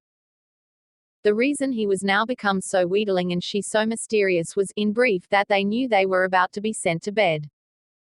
It was then that Mamie was terrible. Tony entreated her not to do it tonight, and the mother and 79. Thelittlehouse their colored nurse threatened her, but Mamie merely smiled her agitating smile. And by when they were alone with their night light she would start up in bed crying, HSH. What was that? Tony beseeches her, it was nothing, don't, Mamie, don't, and pulls the sheet over his head. It is coming nearer. She cries. Oh, look at it, Tony. It is feeling your bed with its horns, it is boring for you, oh Tony, oh. And she desists not until he rushes downstairs in his combinations, screeching. When they came up to whip Mamie they usually found her sleeping tranquil, why, not shamming, you know, but really sleeping, and looking like the sweetest little angel, which seems to me to make it almost worse. But of course it was daytime when they were in the gardens, and then Tony did most of the talking. You could gather from his talk that he was a very brave boy, and no one was so proud of it as Mamie. She would have loved to have a ticket on her saying that she was his 80. Thelittlehouse sister. And at no time did she admire him more than when he told her, as he often did with splendid firmness, that one day he meant to remain behind in the gardens after the gates were closed. Oh Tony, she would say with awful respect, but the fairies will be so angry. I dare say, replied Tony carelessly. Perhaps, she said, thrilling, Peter Pan will give you a sail in his boat. I shall make him, replied Tony, no wonder she was proud of him. But they should not have talked so loudly. For one day they were overheard by a fairy who had been gathering skeleton leaves, from which the little people weave their summer curtains, and after that Tony was a marked boy. They loosened the rails before he sat on them, so that down he came on the back of his head. They tripped him up by catching his bootlace, and bribed the ducks to sink his boat. Nearly all the nasty accidents you meet with in the gardens occur because the fairies have 81. Bootlace, J.M. Thelittlehouse taken an ill will to you, and so it behoves you to be careful what you say about 'em. Mamie was one of the kind who liked to fix a day for doing things, but Tony was not that kind, and when she asked him which day he was to remain behind in the gardens after lockout he merely replied, Just some day. He was quite vague about which day except when she asked, will it be today? And then he could always say for certain that it would not be today. So she saw that he was waiting for a real good chance. This brings us to an afternoon when the gardens were white with snow, and there was ice on the round pond, not thick enough to skate on, but at least you could spoil it for tomorrow by flinging stones, and many bright little boys and girls were doing that. When Tony and his sister arrived, they wanted to go straight to the pond, but their ayah said they must take a sharp 82. THELITTLEHO use walk first, and as she said this she glanced at the time close that night. It read 5:30. Poor Aya. She is the one who laughs continuously because there are so many white children in the world, but she was not to laugh much more that day. Well, they went up the baby walk and back, and when they returned to the time board she was surprised to see that it now read 5 o'clock for closing time. But she was unacquainted with the tricky ways of the fairies, and so did not see, as Mamie and Tony saw at once, that they had changed the hour because there was to be a ball tonight. She said there was only time now to walk to the top of the hump and back, and as they trotted along with her she little guessed what was thrilling their little breasts. You see, the chance had come of seeing a fairy ball. Never, Tony felt, could he hope for a better chance. He had to feel this for Mamie so plainly. 83. THELITTLEHOUS felt it for him. Her eager eyes asked the question, is it today? And he gasped and then nodded. Mamie slipped her hand into Tony's, and hers was hot, but his was cold. She did a very kind thing, she took off her scarf and gave it to him. In case you should feel cold, she whispered. Her face was aglow, but Tony's was very gloomy. As they turned on the top of the hump he whispered to her, I'm afraid nurse would see me, so I shan't be able to do it. Mamie admired him more than ever for being afraid of nothing but their ayah, when there were so many unknown terrors to fear, and she said aloud, Tony, I shall race you to the gate, and in a whisper, then you can hide, and off they ran. Tony could always outdistance her easily, but never had she known him speed away so quickly as now, and she was sure he hurried that he might have more time to hide. Brave, brave. Her doting eyes were. 84. THELITTLEHOUS crying when she got a dreadful shock. Instead of hiding, her hero had run out at the gate. At this bitter sight Mamie stopped blankly, as if all her lapful of darling treasures was suddenly spilled, and then for very disdain she could not sob. In a swell of protest against all pooling cowards she ran to St. Gov as well and hid in Tony's stead. When the ayah reached the gate and saw Tony far in, she thought her other charge was with him and passed out. Twilly GHT crept over the gardens, and hundreds of people passed out, including the last one, who always has to run for it, but Mamie saw them not. She had shut her eyes tight and glued them with passionate tears. When she opened them something very cold ran up her legs and up her arms and dropped into her heart. It was the stillness of the gardens. Then she heard clang, then from another part clang, then clang, clang far away. It was the closing of the gates. 85. THELITTLEHOUS immediately the last clang had died away. Mamie distinctly heard a voice say, so that's all right. It had a wooden sound and seemed to come from above, and she looked up in time to see an elm tree stretching out its arms and yawning. She was about to say, I never knew you could speak, when a metally sea voice that seemed to come from the ladle at the well remarked to the elm, I suppose it is a bit coldish up there.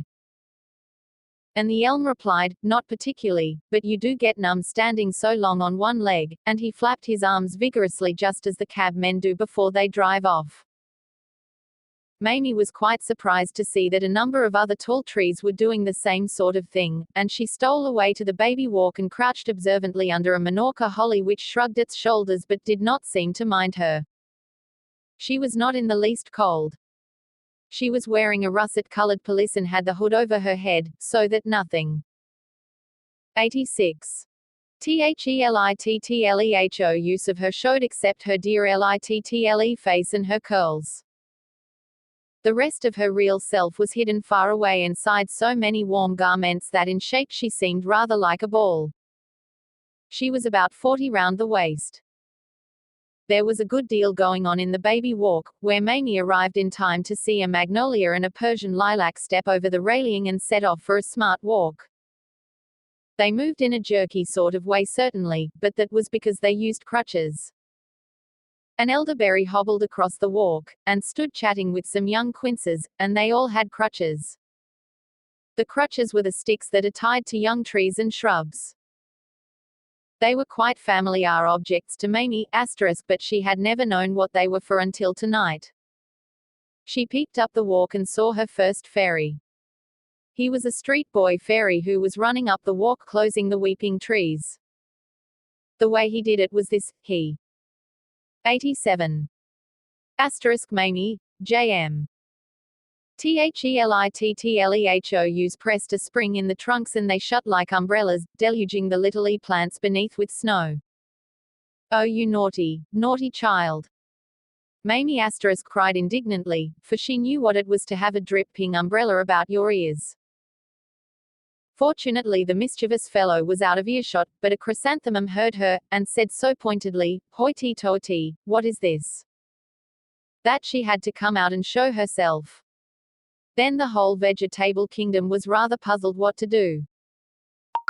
"Of course it is no affair of ours," a spindle tree said after they had whispered together, "but you know quite well you ought not to be here, and perhaps our duty is to report you to the fairies. What do you think yourself?" "I think you should not," Mamie replied, which so perplexed them that they said petulantly there was no arguing with her. "I wouldn't ask it of you," she assured him, "if I thought it was wrong, and of course." 88. Mamie, J.M. A chrysanthemum heard her, and said pointedly, "Hoity-toity, what is this?" THELITTLEHOUs After this they could not well carry tales. They then said, "Well a day," and "Such is Li-Fay," for they can be frightfully sarcastic, but she felt sorry for those of them who had no crutches, and she said good-naturedly, "Before I go to the fairies' ball, I should like to take you for a walk one at a time. You can lean on me, you know." At this they clapped their hands, and she escorted them up the baby walk and back again, one at a time, putting an arm or a finger round the very frail, setting their leg right when it got too ridiculous, and treating the foreign ones quite as courteously as the English, though she could not understand a word they said.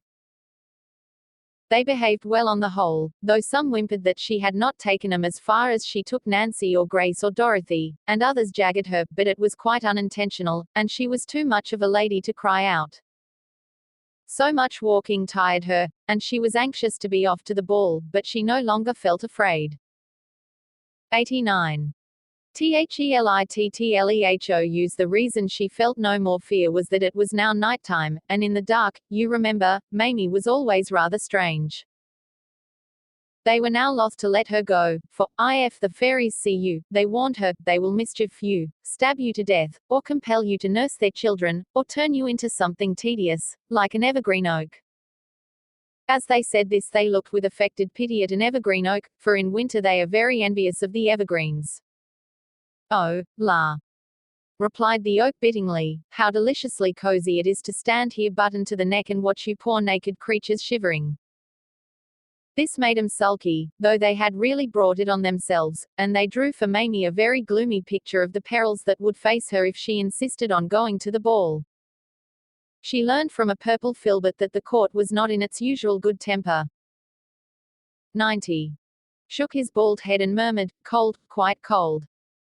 THELITTLEHOUs At present, the cause being the tantalizing heart of the Duke of Christmas Daisies. He was an oriental fairy, very poorly of a dreadful complaint, namely, an ability to love, and though he had tried many ladies in many lands he could not fall in love with one of them. Queen Mab, who rules in the gardens, had been confident that her girls would bewitch him, but alas! His heart, the doctor said, remained cold. This rather irritating doctor, who was his private physician, felt the Duke's heart immediately after any lady was presented, and then always shook his bald head and murmured, "Cold, quite cold." Naturally, Queen Mab felt disgraced, and first she tried the effect of ordering the court into tears for 9 minutes, and then she blamed the Cupids and decreed that they should wear fool's caps until they thawed the Duke's frozen heart. How I should love to see the Cupids in their dear little fool's caps, Mamie cried, and away she ran to look for them. 91. Thelittleho very recklessly, for the Cupids hate to be laughed at. It is always easy to discover where a fairy's ball is being held, as ribbons are stretched between it and all the populous parts of the gardens, on which those invited may walk to the dance without wetting their pumps. This night the ribbons were red, and looked very pretty on the snow. Mamie walked alongside one of them for some distance without meeting anybody, but at last she saw a fairy cavalcade approaching. To her surprise, they seemed to be returning from the ball, and she had just time to hide from them by bending her knees and holding out her arms and pretending to be a garden chair. There were 6 horsemen in front and 6 behind. In the middle walked a prim lady wearing a long train held up by 2 pages, and on the train, as if it were a couch, reclined a lovely girl, for in this way do aristocratic fairies travel about. She was dressed in 92. Thelittleho's golden rain, but the most enviable part of her was her neck, which was blue in color and of a velvet texture, and of course showed off her diamond necklace as no white throat could have glorified it. The high-born fairies obtain this admired effect by pricking their skin, which lets the blue blood come through and dye them, and you cannot imagine anything so dazzling unless you have seen the ladies' busts in the jewelers' windows. Mamie also noticed that the whole cavalcade seemed to be in a passion, tilting their noses higher than it can be safe for even fairies to tilt them, and she concluded that this must be another case in which the doctor had said, cold, quite cold. Well, she followed the ribbon to a place where it became a bridge over a dry puddle into which another fairy had fallen and been unable to climb out. At first this little damsel was afraid of Mamie, who most kindly went to her aid, but soon she sat in her hand chatting gaily and 93. Said, missing comma, J.M. Thelittleho's explaining that her name was Brownie, and that though only a poor street singer she was on her way to the ball to see if the Duke would have her. Of course, she said, I am rather plain, and this made Mamie uncomfortable, for indeed the simple little creature was almost quite plain for a fairy. It was difficult to know what to reply. I see you think I have no chance, Brownie said falteringly. I don't say that, Mamie answered politely. Of course your face is just a tiny bit homely, but really it was quite awkward for her. Fortunately she remembered about her father and the bazaar. He had gone to a fashionable bazaar where all the most beautiful ladies in London were on view for half a crown the second day, but on his return home, instead of being dissatisfied with Mamie's mother, he had said, you can think, my dear, what a relief it is to see a homely face again. 94. Can J.M. Fairies never say, we feel happy, what they say is, we feel dancy. Thelittleho's Mamie repeated this story, and it fortified Brownie tremendously. Indeed she had no longer the slightest doubt that the Duke would choose her. So she scudded away up the ribbon, calling out to Mamie not to follow lest the Queen should mischief her. But Mamie's curiosity tugged her forward, and presently at the 7 Spanish chestnuts she saw a wonderful light. She crept forward until she was quite near it, and then she peeped from behind a tree. The light, which was as high as your head above the ground, was composed of myriads of glow-worms all holding onto each other, and so forming a dazzling canopy over the fairy ring. There were thousands of littler people looking on, but they were in shadow and drab in color compared to the glorious creatures within that luminous circle, who were so bewilderingly bright that Mamie had to wink hard all the time she looked at them. It was amazing and even irritating too. 95. Thelittleho use her that the Duke of Christmas Daisies should be able to keep out of love for a moment, yet out of love his dusky grace still was, you could see it by the shamed looks of the Queen and court, though they pretended not to care, by the way darling ladies brought forward for his approval burst into tears as they were told to pass on, and by his own most dreary face. Mamie could also see the pompous doctor feeling the Duke's heart and hear him give utterance to his parrot cry, and she was particularly sorry for the Cupids, who stood in their fool's caps in obscure places and, every time they heard that cold, quite cold, bowed their disgraced little heads. She was disappointed not to see Peter Pan, and I may as well tell you now why he was so late that night. It was because his boat had got wedged on the Serpentine between fields of floating ice, through which he had to break a perilous passage with his trusty paddle. 96. Thelittleho the fairies had as yet scarcely missed him, for they could not dance, so heavy were their hearts. They forget all the steps when they are sad, and remember them again when they are merry. David tells me that fairies never say, we feel happy, what they say is, we feel dancy. Well, they were looking very undancy indeed, when sudden laughter broke out among the onlookers, caused by Brownie, who had just arrived and was insisting on her right to be presented to the Duke. Mamie craned forward eagerly to see how her friend fared, though she had really no hope. No one seemed to have the least hope except Brownie herself, who, however, was absolutely confident. She was led before his grace, and the doctor putting a finger carelessly on the ducal heart, which for convenience, sake was reached by a little trap-door in his diamond shirt, had begun to say mechanically, cold, key, when he stopped abruptly. What's this? He cried, and first he. 97. Thelittleho shook the heart like a watch, and then he put his ear to it. Bless my soul! Cried the doctor, and by this time of course the excitement among the spectators was tremendous, fairies fainting right and left. Everybody stared breathlessly at the Duke, who was very much startled, and looked as if he would like to run away. Good gracious me! The doctor was heard muttering, and now the heart was evidently on fire, for he had to jerk his fingers away from it and put them in his mouth. The suspense was awful. Then in a loud voice, and bowing low. My Lord Duke, said the physician elatedly, I have the honor to inform your Excellency that your Grace is in love. You can conceive the effect of it. Brownie held out her arms to the Duke and he flung himself into them. The Queen leapt into the arms of the Lord Chamberlain, and the ladies of the court leapt into the arms of her gentlemen, for it is etiquette. 98. Looking very undancy indeed. Thelittleho used to follow her example in everything. Thus in a single moment about 50 marriages took place, for if you leap into each other's arms it is a fairy wedding. Of course a clergyman has to be present. How the crowd cheered and leapt. Trumpets brayed, the moon came out, and immediately 1,000 couples seized hold of its rays as if they were ribbons in a May dance and waltzed in wild abandon round the fairy ring. Most gladsome sight of all, the Cupids plucked the hated fools' caps from their heads and cast them high in the air. And then Mamie went and spoiled everything. She couldn't help it. She was crazy with delight over her little friend's good fortune, so she took several steps forward and cried in an ecstasy, "Oh Brownie, how splendid!" Everybody stood still, the music ceased, the lights went out, and all the time you may take to say, "Oh dear." An awful sense of her peril came upon Mamie. Too late she remembered that she was a lost. 99. Could nt. J.M.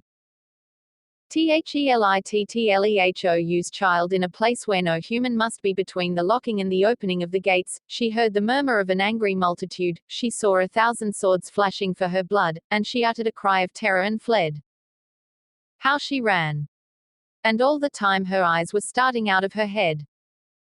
Many times she lay down, and then quickly jumped up and ran on again. Her little mind was so entangled in terrors that she no longer knew she was in the gardens. The one thing she was sure of was that she must never cease to run, and she thought she was still running long after she had dropped in the figs and gone to sleep. She thought the snowflakes falling on her face were her mother kissing her good night. She thought her coverlet of snow was a warm blanket, and tried to pull it over her head. And when she heard talking through her dreams, she thought it was mother bringing father to the nursery door to look at her as she slept. But it was the fairies. 100. THELITTLEHOUS. I am very glad to be able to say that they no longer desired to mischief her. When she rushed away, they had rent the air with such cries as, slay her, turn her into something extremely unpleasant, and so on, but the pursuit was delayed while they discussed who should march in front, and this gave Duchess Brownie time to cast herself before the Queen and demand a boon. Every bride has a right to a boon, and what she asked for was Mamie's Li-Fay. Anything except that, replied Queen Mab sternly, and all the fairies echoed, anything except that. But when they learned how Mamie had befriended Brownie and so enabled her to attend the ball to their great glory and renown, they gave 3 huzzas for the little human, and set off, like an army, to thank her, the court advancing in front and the canopy keeping step with it. They traced Mamie easily by her footprints in the snow. But though they found her deep in snow. 101. THELITTLEHOUS. In the figs, it seemed impossible to thank Mamie, for they could not waken her. They went through the form of thanking her, that is to say, the new king stood on her body and read her a long address of welcome, but she heard not a word of it. They also cleared the snow off her, but soon she was covered again, and they saw she was in danger of perishing of cold. Turn her into something that does not mind the cold, seemed a good suggestion of the doctors, but the only thing they could think of that does not mind cold was a snowflake. And it might melt, the Queen pointed out, so that idea had to be given up. A magnificent attempt was made to carry her to a sheltered spot, but though there were so many of them, she was too heavy. By this time all the ladies were crying in their handkerchiefs, but presently the Cupids had a lovely idea. Build a house round her, they cried, and at once every 102. THELITTLEHOUS body perceived that this was the thing to do. In a moment 100 fairy sawyers were among the branches, architects were running round Mamie, measuring her, a bricklayer's yard sprang up at her feet, 75 masons rushed up with the foundation stone, and the Queen laid it, overseers were appointed to keep the boys off, scaffoldings were run up, the whole place rang with hammers and chisels and turning lathes, and by this time the roof was on and the glaziers were putting in the windows. The house was exactly the size of Mamie, and perfectly lovely. One of her arms was extended, and this had bothered them for a second, but they built a veranda round it leading to the front door. The windows were the size of a colored picture book and the door rather smaller, but it would be easy for her to get out by taking off the roof. The fairies, as is their custom, clapped their hands with delight over their cleverness, and they were so madly in love with 103. Turning Lars, J.M. THELITTLEHOUS the little house that they could not bear to think they had finished it. So they gave it ever so many little extra touches, and even then they added more extra touches. For instance, 2 of them ran up a ladder and put on a chimney. Now we fear it is quite finished, they sighed. But no, for another 2 ran up the ladder, and tied some smoke to the chimney. That certainly finishes it, they said reluctantly. Not at all, cried a glowworm. If she were to wake without seeing a night light she might be frightened, so I shall be her night light. Wait one moment, said a China merchant, and I shall make you a saucer. Now, alas, it was absolutely finished. Oh, dear no. Gracious me, cried a brass Manu. Factorer, there's no handle on the door, and he put one on. 104. Building the house for Mamie. THELITTLEHOUS an ironmonger added a scraper, and an old lady ran up with a doormat. Carpenters arrived with a water butt, and the painters insisted on painting it. Finished at last. Finished.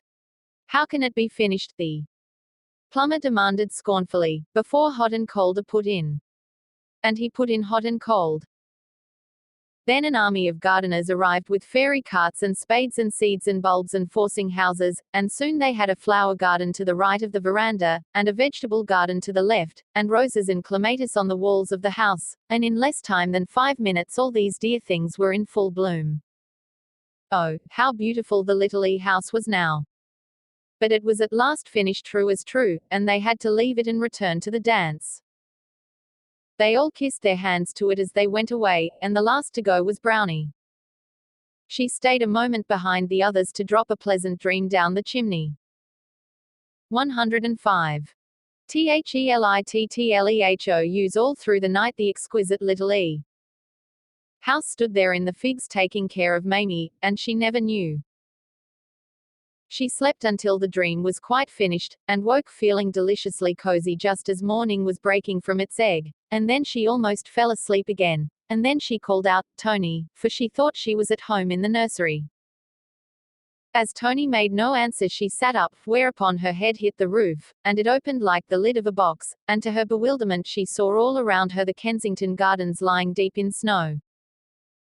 As she was not in the nursery she wondered whether this was really herself, so she pinched her cheeks, and then she knew it was herself, and this reminded her that she was in the middle of a great adventure.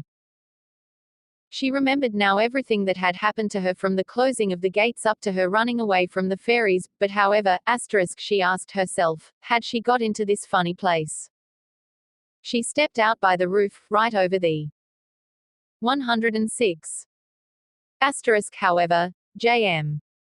THELITTLEHOUS garden, and then she saw the dear house in which she had passed the night.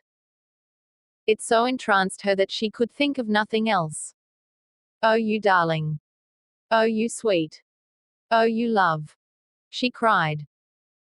Perhaps a human voice frightened the little house, or maybe it now knew that its work was done, for no sooner had Mamie spoken than it began to grow smaller. It shrank so slowly that she could scarce believe it was shrinking, yet she soon knew that it could not contain her now.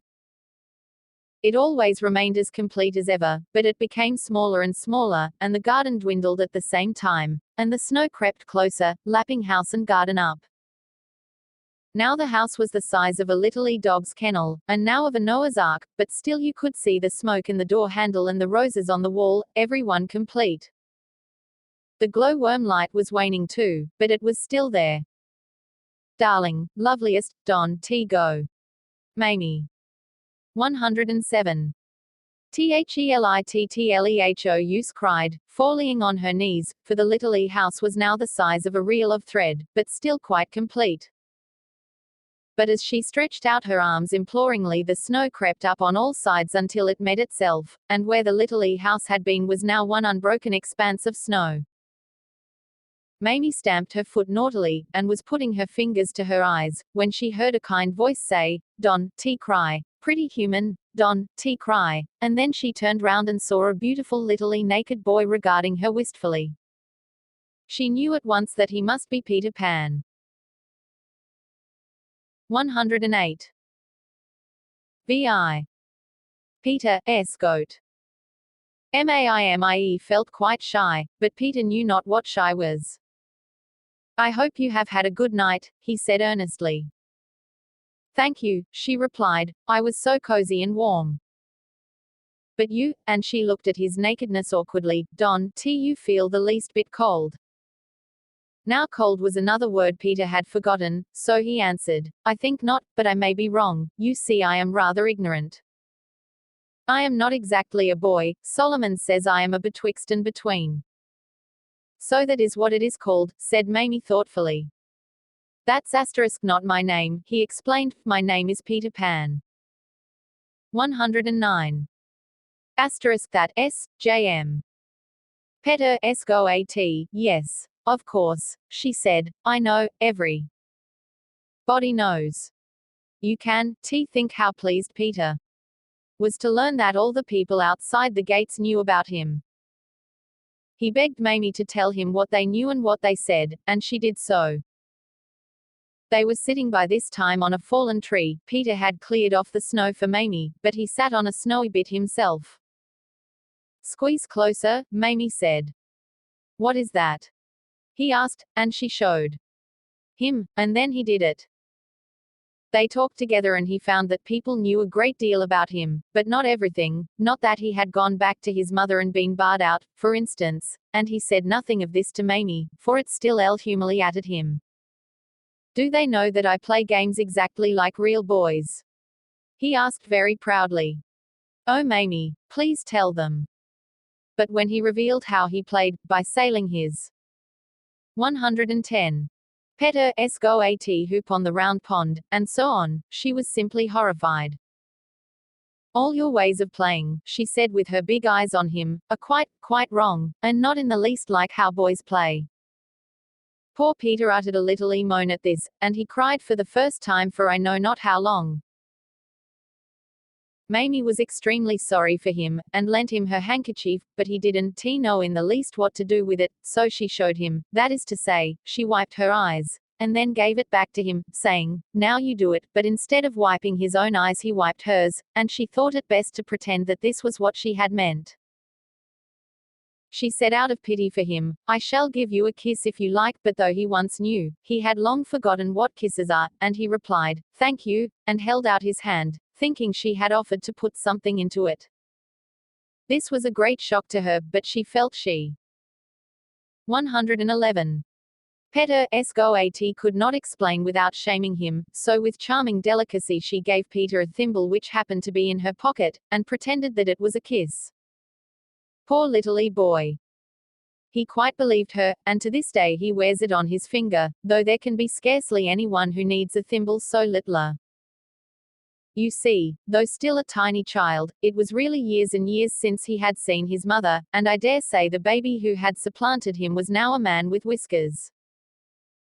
But you must not think that Peter Pan was a boy to pity rather than to admire. If Mamie began by thinking this, she soon found she was very much mistaken.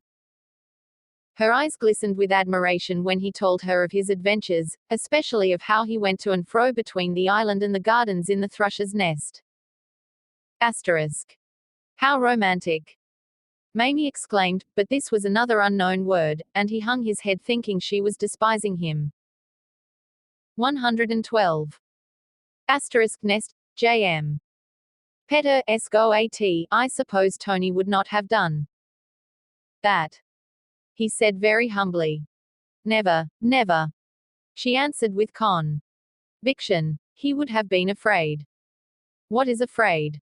Asked Peter longingly. He thought it must be some splendid thing. I do wish you would teach me how to be afraid, Mamie, he said. I believe no one could teach that to you, she answered adoringly, but Peter thought she meant that he was stupid. She had told him about Tony and of the wicked things she did in the dark to frighten him. She knew quite well that it was wicked, but Peter misunderstood her meaning and said, oh, how I wish I was as brave as Tony. It quite irritated her. You are 20,000 times braver than Tony, asterisk, she said, you are ever so much the bravest boy I ever knew. He could scarcely believe she meant it, but when he did believe he screamed with joy. 113. Asterisk Tony, J.M. Peter S go at, and if you want very much to give me a kiss, Mamie said, you can do it. Very reluctantly Peter began to take the thimble off his finger. He thought she wanted it back. I don't mean a kiss, she said hurriedly, I mean a thimble. What's that? Peter asked. I tease like this, she said, and kissed him. I should love to give you a thimble. Peter said gravely, so he gave her one. He gave her quite a number of thimbles, and then a delightful idea came into his head. Mamie, he said, will you marry me? Now, strange to tell, the same idea had come at exactly the same time into Mamie's head. I should like to, she answered, but will here be room in your boat for two? If you squeeze close, he said eagerly. Perhaps the birds would be angry. He assured her that the birds would love to have her, though I am not so certain of it myself. Also 114. Peter S go at few birds in winter. Of course they might want your clothes, he had to admit rather falteringly. She was somewhat indignant at this. They are always thinking of their nests. he said apologetically, and there are some bits of you, he stroked the fur on her pelisse, that would excite him very much. They shan't have my fur, she said sharply. No, he said, still fondling it, however, no. Oh Mamie, he said rapturously, do you know why I love you? It is because you are like a beautiful nest. Somehow this made her uneasy. I think you are speaking more like a bird than a boy now, she said, holding back, and indeed he was even looking rather like a bird. After all, she said, you are only a betwixt and between. But it hurt him so much that she immediately added, it must be a delicious thing to be. Come and be one, then, dear Mamie. 115. Petter go at, he implored her, and they set off for the boat, for it was now very near open gate time. And you are not a bit like a nest, he whispered to please her. But I think it is rather nice to be like one, she said in a woman's contradictory way. And, Peter, dear, though I can give them my fur, I wouldn't mind their building in it. Fancy a nest in my neck with little spotty eggs in it. Oh Peter, how perfectly lovely. But as they drew near the Serpentine, she shivered her little, and said, of course I shall go and see mother often, quite often. It is not as if I was saying goodbye forever to mother, it is not in the least like that. Oh no, answered Peter, but in his heart he knew it was very like that, and he would have told her so had he not been in a quaking fear of losing her. He was so fond of her, he felt he could not live without her. She will forget her mother in time, and be happy with me, he kept saying too. 116. Petter go at himself, and he hurried her on, giving her thimbles by the way. But even when she had seen the boat and exclaimed ecstatically over its loveliness, she still yelped tremblingly about her mother. You know quite well, Peter, she said, that I wouldn't come unless I knew for certain I could go back to mother whenever I want to. Peter, say it. He said it, but he could no longer look her in the face. If you are sure your mother will always want you, he added rather sourly. The idea of mother's not always wanting me. Mamie cried, and her face glistened. If she doesn't bar you out, said Peter huskily. The door, replied Mamie, will always be open, and mother will always be waiting at it for me. Then, said Peter, not without grimness, step in, if you feel so sure of her, and he helped Mamie * into the Thrush S Nest. 117. Mamie, J.M. Petter go at, but why don't you look at me? She asked, taking him by the arm. Peter tried hard not to look, he tried to push off, then he gave a great gulp and jumped ashore and sat down miserably in the snow. She went to him. What is it, dear Peter? She said, wondering. Oh Mamie, he cried, it isn't fair to take you with me if you think you can go back. Your mother, he gulped again, you don't know them as well as I do. And then he told her the woeful story of how he had been barred out, and she gasped all the time. But my mother, she said, my mother. Yes, she would, said Peter, they are all the same. I dare say she is looking for another one already. Mamie said aghast, I can't believe it. You see, when you went away your mother had none, but my mother has Tony, and surely they are satisfied when they have one. 118. He, space between M and he, J.M. Petter go at Peter replied bitterly, you should see the letters Solomon gets from ladies who have 6. Just then they heard a grating creak, followed by creak, all round the gardens. It was the opening of the gates, and Peter jumped nervously into his boat. He knew Mamie would not come with him now, and he was trying bravely not to cry. But Mamie was sobbing painfully. If I should be too late, she said in agony, oh Peter, if she has got another one already. Again he sprang ashore as if she had called him back. I shall come and look for you tonight, he said, squeezing close, but if you hurry away I think you will be in time. Then he pressed a last thimble on her sweet little mouth, and covered his face with his hands so that he might not see her go. "Dear Peter," she cried. "Dear Mamie," cried the tragic boy. 119. Peter S go at she leapt into his arms, so that it was a sort of fairy wedding, and then she hurried away. Oh, how she hastened to the gates. Peter, you may be sure, was back in the gardens that night as soon as lockout sounded, but he found no Mamie, and so he knew she had been in time. For long he hoped that some night she would come back to him. Often he thought he saw her waiting for him by the shore of the Serpentine as his bark drew to land, but Mamie never went back. She wanted to, but she was afraid that if she saw her dear betwixt and between again she would linger with him too long, and besides the Aya now kept a sharp eye on her. But she often talked lovingly of Peter, and she knitted a kettle holder for him, and one day when she was wondering what Easter present he would like, her mother made a suggestion.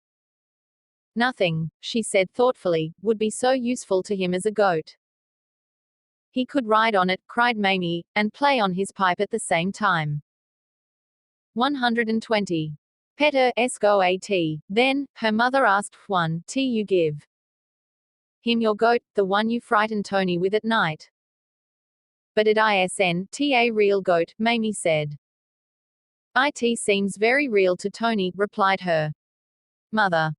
"It seems frightfully real to me too," Mamie admitted, "but how could I give it to Peter?"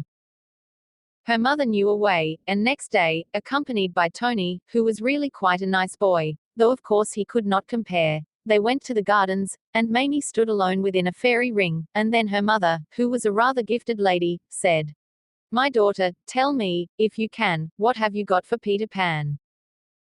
To which Mamie replied, "I have a goat for him to ride. Observe me cast it far and wide."